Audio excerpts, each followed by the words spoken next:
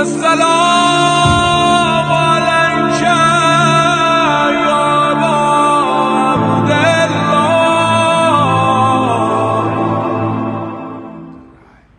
حضرت موسیٰ علیہ السلام کا رشتہ دار لگتا ہے، بلم بعورا، بہت بڑا عالم ہے، ہاتھ اٹھاتا ہے دعا پوری ہو جاتی ہے، ہاتھ اٹھاتا ہے دعا پوری، مگر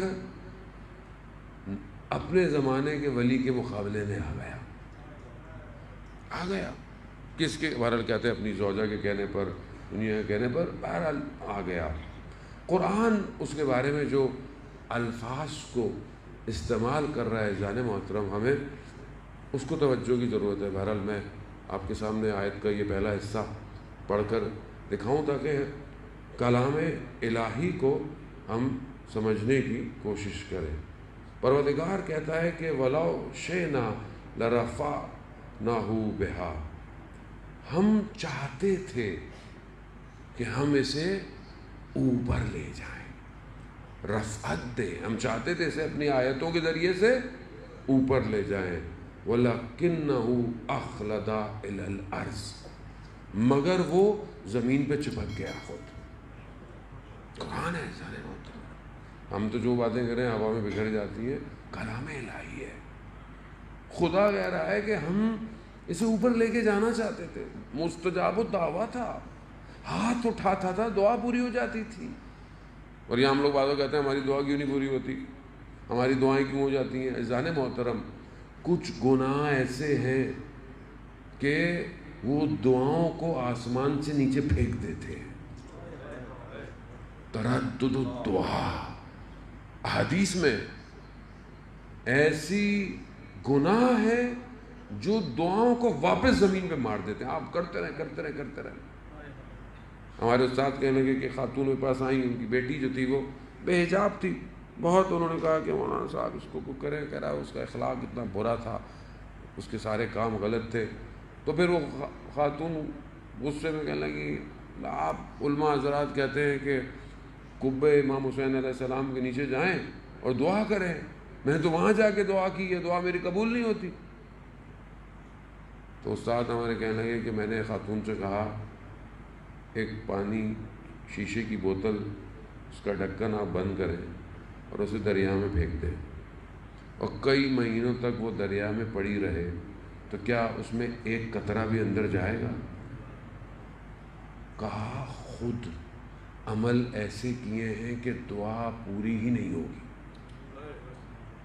وہ انسان ہوتا، پھر انسان خدا کی بارگاہ میں شکوے کرتا ہے۔ خود تو اپنا عمل دیکھے، خدا کہہ رہا ہے ہم اس کو اوپر لے کے جانا چاہتے تھے، رفعت دینا چاہتے تھے، مگر یہ خود زمین پہ چپک گیا۔ خب رفعت رشد، چپکنا راقد، اور پھر نہ صرف چپکا بلکہ تباہی کی طرف چلا گیا۔ وَاتَّبَعَ هَوَاهُ، یعنی اس نے اپنی خواہشات کی اتباع کی، شیطان کی۔ ایک قصہ ہے، آیت کافی طولانی ہے، ایک حصہ ہے، تینوں سچویشن کو یہ ڈیفائن کر رہا ہے۔ ہمیں بھی خدا اوپر لے کے جانا چاہتا ہے۔ خدا اپنی ہر مخلوق سے محبت کرتا ہے، ایسا نہیں کہ خدا فلانے سے محبت کرتا ہے تو فلانے سے نہ، خدا کے یہاں رنگ اور نسل اور زبان اور خدا کی مخلوق ہے۔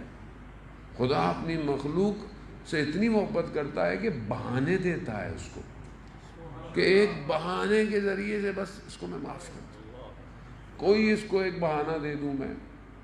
لیکن انسان خود اپنے حدود کو توڑنے کی کوشش کرے۔ اگر مجھے میرے حال پہ چھوڑ دیا جائے میں برباد ہو جاؤں گا، کنفرم ہے۔ میں نے اپنا خود جو ہے وہ اپنا اسکین جو کرتا رہتا ہوں، اہل بیت کرم کرتے، اسکین کرتا رہے انسان، اپنے آپ کو اسکین کرنا چاہیے۔ میں نے دیکھا کہ اگر میرے حال پہ چھوڑ دینا خدا تو میں دوسرے دن برباد ہوں۔ یہ اس نے کرم کیا ہوا ہے جو مجھے بچایا ہوا ہے، میری غلطی کو مجھے دکھا دیتا ہے، شرمندہ ہو جاتا ہوں، یہ کیا کیا میں نے۔ تھوڑی دیر بعد انسان ہے، انسان ظاہر ہے انسان سے غلطی ہوتی ہے، زبان سے ہو گئی، ذہن سے ہو گئی، فوراً خدا کہتا ہے یہ تم نے غلط کیا ہے. کمال یہ ہے فوراً جھک جاؤ، فوراً ٹھیک نہیں بنے، کھڑے رہنا ہے. زندگی میں بھی ایسا ہی ہے. میں نے آپ سے کچھ بات کی، آپ مجھ سے ناراض ہو جائے، دوستی کر لیں، کیا ہے، معافی مانگ لیں، انسان ختم تو نہیں ہو جاتا. یہی پریکٹیکل لائف کی امپلیمنٹیشن انسان کے سول پر افیکٹ کرتی ہے. جب انسان ظاہری طور پر اپنے آپ کو سخت رکھا ہوا ہو، کچھ نہیں کر سکتا.